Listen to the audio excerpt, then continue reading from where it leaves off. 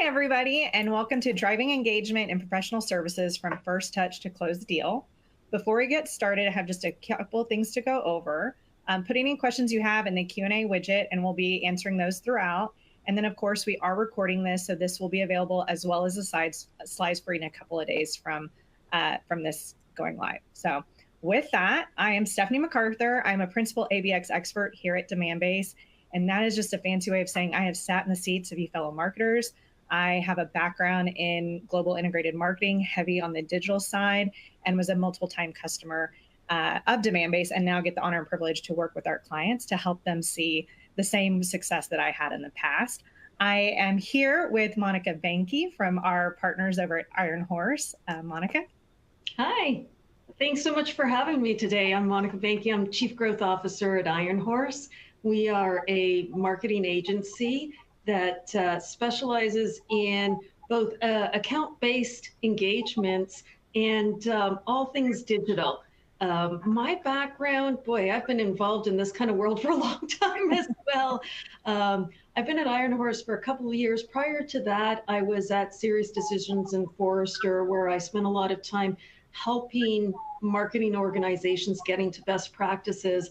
And prior to that, I headed revenue or revenue marketing at a number of large companies and started with the whole marketing and technology piece. So spent a long time watching the whole market change over the period of the last couple of decades.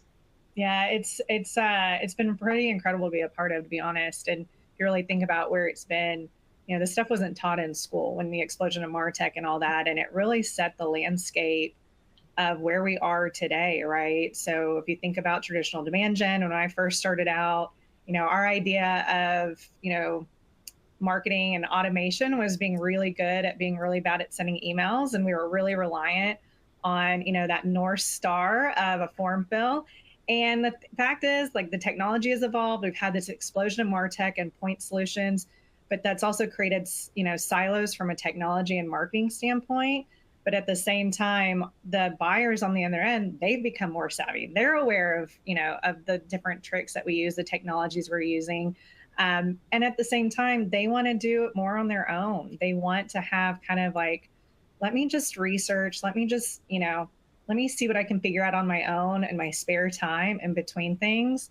And when I'm ready, I'll raise my hand. And so what the nice thing is the technology has evolved into a place where we can actually allow them to do that. You know, we don't need to be creepy about it, but we can allow them to, you know, stay over here, stay in that anonymous zone, but meet them with their expectations, right? Bring in that personalized feel without requiring, you know, their life story for every single piece of content or for every interaction with us.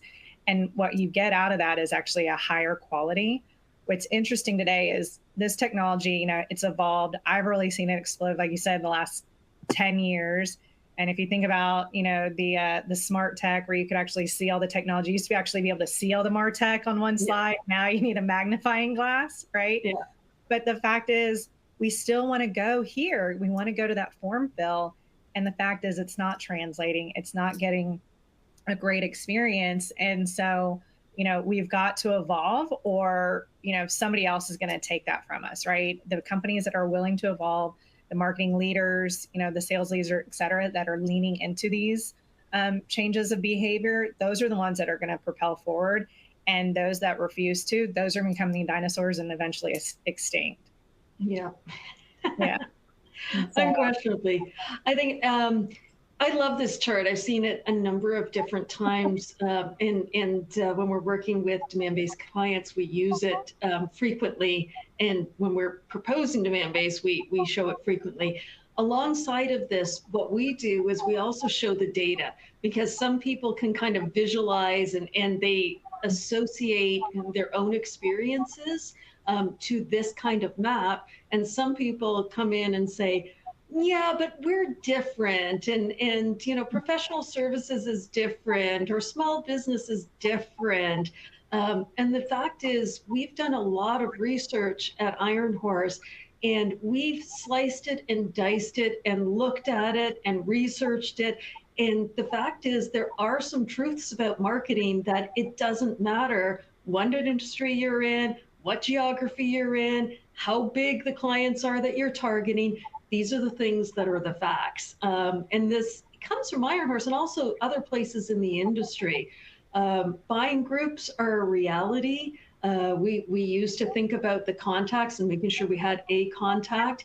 And I think people are understanding now that there's a lot of people involved. And interestingly, a lot of those will be anonymous or almost lurkers through a large portion of the purchase. They may not be the person that you're talking to all the time, but they're out there signaling, because if I'm going to buy something, or make a big change, my staff is going to start looking at it. Even if they're not, hugely involved in the front line of it, they are going to start to make searches and start to look at websites, and their signals are going to show up.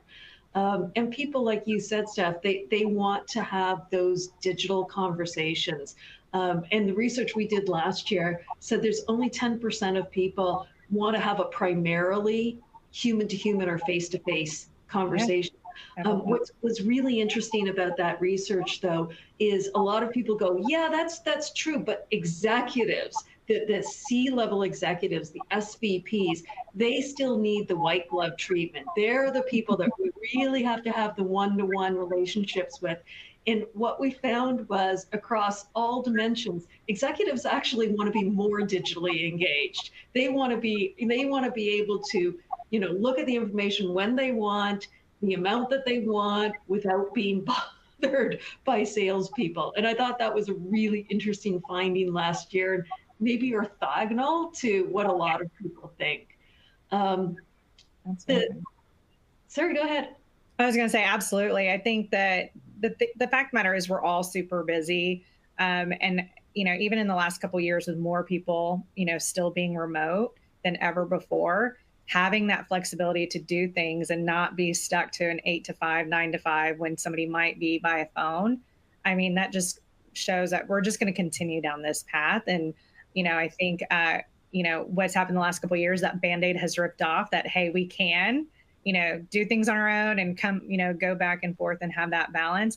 And then when it's necessary for that white glove, for that, for that one-to-one, real relationship, you can save it for where it matters. So you're not spreading your resources too thin either. That's right. Yeah, and that's the way the buyers want to be. So we should let them. Interaction volume, super high. This went up even higher during the pandemic. You probably saw that as well. Mm-hmm. But I think that what people sometimes fail to do is remember the math, because they'll hear things like, oh, it's 16 interactions or 15 or 19 or whatever. Different sources have different numbers. And they don't realize that's per member of the buying group. Yes. So it's not just 16 for everybody. And each interaction can be a very small thing. It can be a search, it can be a web page hit, but it's a lot of interactions that you have to think about and orchestrate when you're in this digital world. And the orchestration has to be across sales and marketing. We recently did research, we're just about to publish it. And what we found was specific to professional services, where people are feeling like there's a barrier where they can't move forward. It's generally when sales and marketing are not aligned. So we spend a lot of time thinking about, how do you align sales and marketing? What does that mean? And in a platform like Demandbase, it means a lot to the salespeople. The salespeople should be involved. I even had a client saying, we want to co-create with this new process, this new approach with the sales team, not just marketing sets it up and tosses it over. There has to be more than alignment. There has to be collaboration and co-creation to make it really successful. So for the people that think in data as opposed to visually, it tells exactly the same story. Right. And there's been a need for it. I mean, I actually started in sales early in my career, and I saw the misalignment back then. And so when I moved into marketing, a few years later, that was always my goal. And, nearly 20 years later, I think we're still trying to figure out. But what has changed is there's more conversation around it. We're seeing, it's still a gap, But at least people are now open to those conversations. And then the ones that are successful is they're actually following through, right? And one of the first ways of actually aligning is understanding who's actually our target, not just a wish list, right? How do we measure success, and really starting to put everybody on the same metric. So then we're all, moving on that same sheet of music. And that's where demand-based really allows both sales and marketing, dependent, or even customer success. It really doesn't matter what part you're of the account journey, but really being able to centralize on those data points, understand those 100 plus interactions. At demand-based, we call it that exquisite orchestration between sales and marketing, and pulling together all the different ways an account can interact. And then some can be higher, more highly, but that's where the control comes in. You trust that data, because part of that alignment is not just seeing it, but do I trust it, right? Yes. Because that unfortunately is some cases where it's done incorrectly. So then they try, oh, we did this, it didn't work, we don't trust it. So the next time around, it's that much harder. Yeah. It's funny. I started my career in sales as well. And I started it well before any technology like this existed. And, I work with clients now, and I'm blown away. I keep thinking, gosh, I wish I had this much information, when I was in sales, because it's truly at your fingertips. I agree that having trust, having good data is important. Knowing how to use it, equally important. But the fact that it's there, the amount of efficiency a salesperson can get by using the system that's set up correctly is just astronomical. Really, really is. I know. I joke that if I had the technology that exists today, I might still be in sales, right? Yeah. So, although having 2 sellers in the household, probably, I think we're better off not doing that. But So this presentation is really about professional services, and I think that's it's a good lead in when we're talking about sales. I work with a lot of, as I'm sure you do, professional services organizations, been a part of them, worked for them as well. And, there's some challenges that are very specific to professional services. And we've listed a few of them here, and just to put them in the context of everything that we just said. So one of the things that I notice a lot in professional services is there's a real reliance on referrals. Like, that's the way that businesses have grown for a really long time. It's especially in any organization that is a partner, a partner structure. So a law firm is a partner structure, a lot of like accounting and finance, a lot of consulting, all of those have these partner structures. So the person who is the delivery partner is also responsible for growing their book of business. So what they do is, hey, Steph, do you know anybody that might need my service? And I'll give you your service. And we all kind of exchange that referral basis. And the result of that, when people are starting down a path of doing account-based marketing, is they don't have the database. They don't have an opt-in database that they can go and market to, because it's all just you and I, our referrals and our contact lists, which is a difficult kind of first barrier to get over. And there's that belief that is the best way to grow. But you know what? Unless you hire new people, there's only so much referral business to go around. Mm-hmm. The other thing that I find is huge difference for professional services is in other products, you can often demo the product, whether it's a piece of software or it's a physical, piece of gear. You have the ability to get them to the point where you can say, hey, want to come and look at it. With the problem with professional services is often the demo is the IP that you're going to charge for. So how do you, as people are going through that self-serve journey and you want them to learn about those services and be able to come to a good conclusion or a good perspective of your service, and how do you do that without giving it away? It's a whole lot easier if it's a piece of software. You can just kind of do a little video demo. How much do you give away? Another big piece of it. And because of that point, you end up in professional services where with I call it a sea of sameness, because at the surface, it all kind of feels the same. It's like, I do accounting, you do accounting, I do consulting, you do consulting. The real difference is the IP and the knowledge of the delivery team is that differentiator. So I feel like we now are in a place where there's like a little bit of tension between the hurdles that professional services have got to get over. They don't have the database and they don't want to give away the IP. And the fact of how clients want to buy. They want to be self-service. They want to be independent, the ability to look on their own, make their own decisions. So how do you start to solve this natural tension that's starting to erupt in this kind of situation? And you're the expert, so you have all the answers. I mean, it all just, it rings so true for, the typical B2B, but I will tell you, like, as a typical B2B SaaS, that was my background. I loved trials and demos. Like, that was like my evergreen content, right? It was a great way to get people in.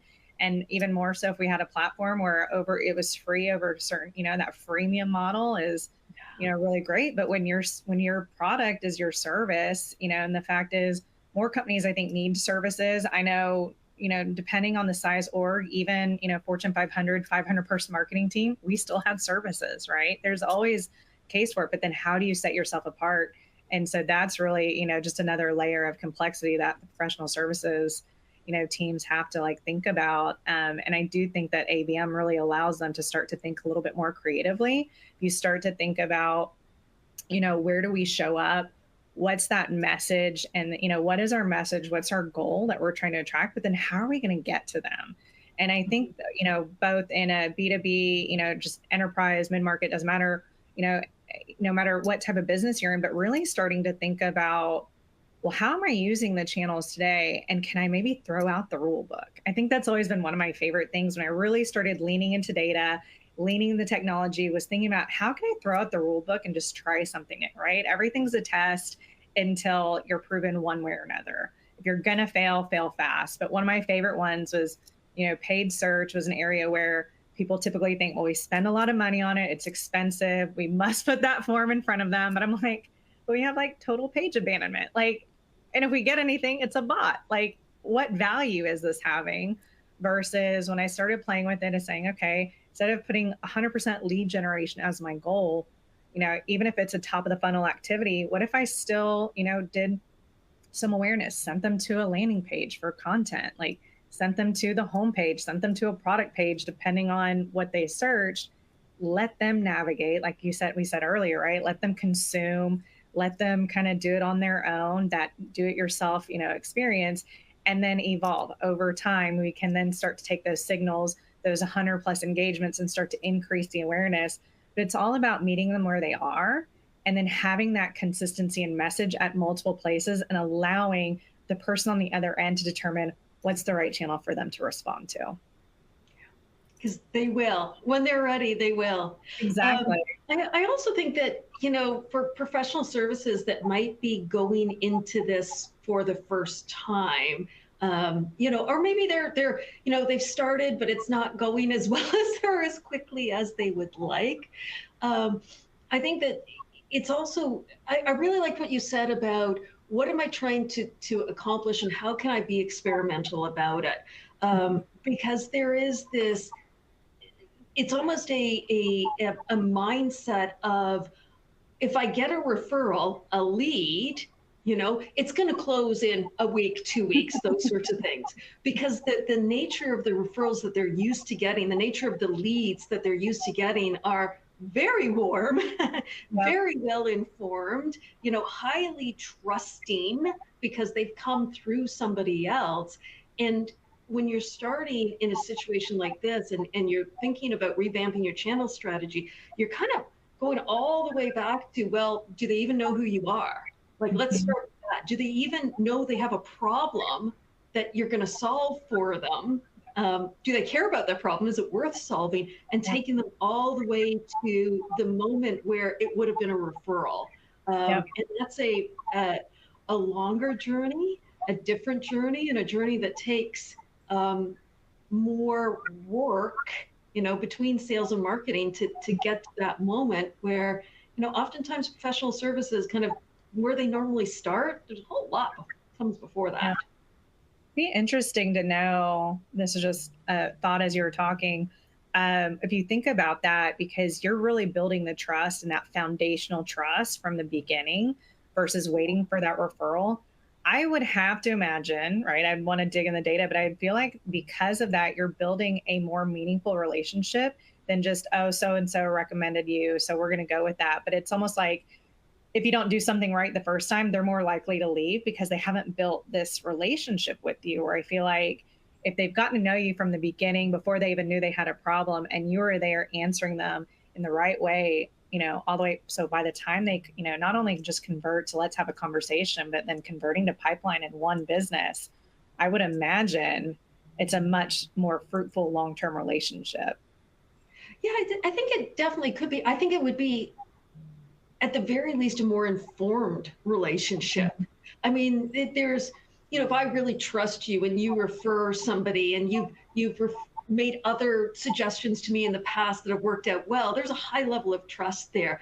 But how informed are you? Like, how much information are you giving me that is specific to me? Because I'm not necessarily going to, ask you all the questions. You're not going to know the answer, nor am I going to lean on somebody like that. When I've been getting to know, kind of the solution, kind of what are the problems, and that empathy is being built with me over a period of time.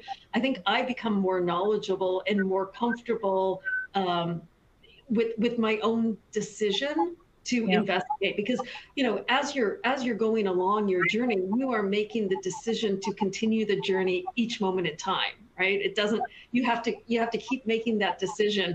It's worth another 5 minutes of my time to search. It's worth another 10 minutes of my time to read something. So you are convincing yourself along the way and becoming very knowledgeable. So I hadn't thought about it that way, but I think it's a really interesting point. Yeah. And I mean, I think that's what this all comes down to, regardless, it's all about trust. And at the end of the day, you think about the amount of people that we have to bring. So the complexity of the buying groups. And at the end of the day, they all just want to trust and feel comfortable, because if their head is on the line, right? Hey, why did you make this decision? And when there's a more informed decision, it's a lot easier to say, hey, this is backed in, X, Y, and Z. Right. And I think ABM really just plays so well in that from a professional service standpoint, but increasing that trust factor. And that's at the end of the day, it's really about that trust and, revamping the channel strategy, really, and, get that maximum impact out of what we all think of those traditional channels, but then using it to our benefit. Yeah, it's a really interesting time to be in. And I just love, like I said, like really just going in and, testing everything, which I think really kind of takes us into, testing everything. Yeah. I said one other point on trust, though, which I think is really interesting. Professional services, when I have worked for professional services companies, you'd be surprised that when you look at the web analytics, and this for a lot of our customers, it's the same thing. It's the people pages. It's the who are we pages, because buyers recognize they are buying not just methodology, not just kind of maybe it's a framework or something like that, but they are buying the people. And so those are some of the most trafficked pages is the people pages, because they want to trust who it is they're going to be doing business with. Well, there's your offer right there, right? What is your thing that sets you apart? And it's your people. So that's one of your high value offers that you just then determine which channel are we going to use and present, how we've got the key people to help out for whatever solution, problem they're having that you guys can help out with. Yeah, it's definitely a part of it. There's usually some methodology and things like that, but the people are a big piece of it, and putting them front and center can be a very good idea. It can be the right thing to do. I mean, I know when I've bought, when I've been buying services or when I've gone looking to my agencies, 100%, right? And I still look to those people today. And I'm like, I know I can count on them, even if they go to a different agency or start a new, business venture. But that trust of like, they know what they're doing. I know I'm going to get what I expect out of them. And, that's huge. Because I've also had the opposite where did not trust them. And it was really easy to be like, no, that was somebody else made that decision. And, probably won't go back. um, what we have here at Iron Horse, one of the things we do is we love to present like a little bit of a roadmap that says, for professional services, that if you are trying to start with ABX or maybe restart or accelerate, kind of what are the things that you have to do well in order to increase your chances of success? And we've kind of touched on most of these, but this kind of puts it in an order. It starts with that point of alignment, getting everybody on the same page.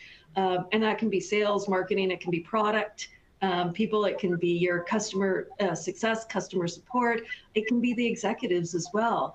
And everybody on the same page has a number of different dimensions to it. What kind of account-based marketing do you want to do? What are you hoping to get out of it? Who are the accounts that you want to go after? Is that segmentation done correctly? Is everybody, in agreement on what that is? And all those, and also kind of culturally, because with account-based marketing, sometimes it goes back to what we said at the beginning. The roles of sales and marketing start to shift because people want to do more on their own, and it's marketing that is equipping and enabling them. Yeah. So it's almost like marketing and your website become another salesperson that's kind of taking them along, or an SDR. And if you think about it in that mentality, there's a little bit of a shift that you have to think about versus traditional marketing or traditional demand gen. Next thing, I'm sure you deal with this all day long.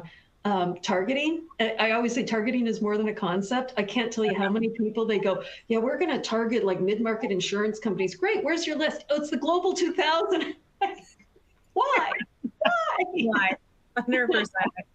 100%. I know that segmentation is so critical. And not only that, like really understanding that it doesn't need to be this static Global 2000 list, right? Yeah. Like let's look for the technographic, firmographic, then let's bring in some behavioral information. And that way you're always evolving that list, so you're not running stale. Because I have accounts where I meet with them, they're like, well, we're doing all this, but we just need more accounts at the top. I'm like, well, when was the last time you actually evaluated your segmentation? I'm like, well, yeah, we've had accounts on here for about 8 years. I'm like, I think they're not going to buy unless there's drastic change, right? In who they're. But for whatever reason, like, and that's okay, because there's other accounts out there that match your ideal profile. Let's just get the right ones in here that are in market, who are looking for you, and stop wasting your resources on accounts that are just never going to do business with you, or at least not in the short term, right? And I think too, the other thing you talked about was, bringing everybody into an agreement. And part of that is that, if you think about marketing versus sales metrics, typically marketing is thinking about the big story. We're thinking about share of voice, all these things, kind of long-term demand gen pipeline. And while yes, sellers, especially the higher ups, are very much into like the full year quota and all this stuff, but your sellers at the end of the day, they've got a short-term quota. And so they need to know that whatever we're doing is going to bring this most impact for them to hit that first goal, which is, what's my goal this month? What's my goal this quarter, right? What's going to keep me on pace to hit my goal at the end of the year, right? Yeah. And that's, I think, goal number one. And part of that, to be able to do that and to have, a roadmap that is consistent, it starts with that targeting, right? Oh, yeah. And then other things start coming into place. Yeah, it's a that and the technology, which is why those are like 2A and B, because they are readiness pieces that work together, and that are really important that they iterate with each other. It's interesting, bringing in a new piece of technology, especially, and this is where we go back to professional services and the way that many of them, not all of them obviously, but many of them have done marketing in the past with this kind of referral and kind of one-on-one approach.